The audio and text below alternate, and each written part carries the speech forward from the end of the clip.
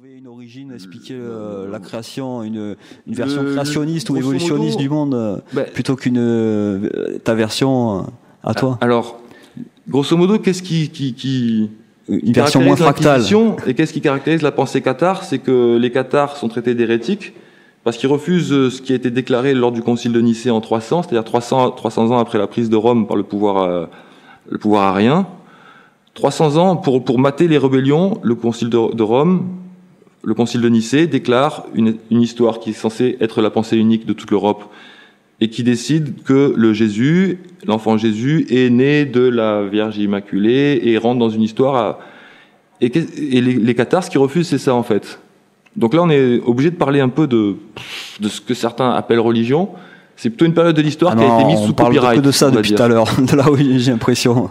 Il y a certaines parties de l'histoire qui ont été mises sous copyright. Aujourd'hui, donc voilà. D'accord. Pour les cathares, tout simplement, ce concept d'enfant Jésus, c'est l'atome. Ça rejoint la pensée égyptienne kémite. L'enfant Jésus est uniquement l'enfant de la création. Ouais. Et donc, il est la particule d'atome qui contient les principes fondamentaux, le yin, le yang. C'est là qu'en fait, on se rejoint réellement dans nos modes de pensée. Donc cet enfant-là n'est pas né selon leur processus, mais est présent en toute chose, et c'est ça le principe de la vallée, de la fractalité des choses. Mais là, c'est quand même c'est la religion catholique là que tu décris. En fait, je parle de la religion catholique qui nous a été imposée. Elle nous a tellement été imposée qu'on a finalement complètement oublié ce qu'était la religion chrétienne. D'accord. Ouais. La religion chrétienne qui est la pensée des cathares, et que l'enfant Jésus n'est pas un enfant comme vous et moi, mais est l'enfant qui est présent en toute chose. C'est l'atome. Si on compare les mythes chrétiens aux mythes de la fondation du monde, la Genesis, les mythes de Atum, les mythes d'Isis, d'Osiris, on comprend vite que la mère Marie, pour les chrétiens, et pour les cathares antiques, c'est-à-dire pour les alchimistes, pour cette pensée animiste du monde, c'est là où ça se rejoint réellement, n'est pas une mère en particulier, mais est la mère de la création, la life, la vie. Le mot life, qu'on retrouve en anglais, on l'a à Marseille en fait. Ouais. Parce que fais ta life. Fais ta life. Non mais absolument.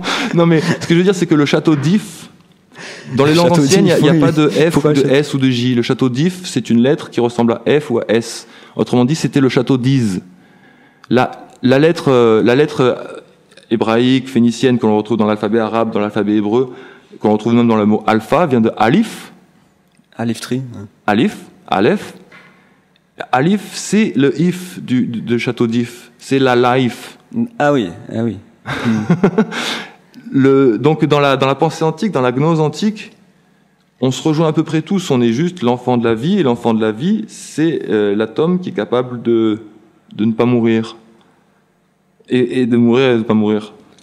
Donc ce que tu nous expliques là depuis tout à l'heure, c'est que la religion chrétienne, au départ, la vraie religion, elle rejoint ce que tu partages toi, ce que tu penses par rapport à la création, l'origine des mondes. D'un point de vue historique, la religion chrétienne est un legs de l'Égypte, complètement.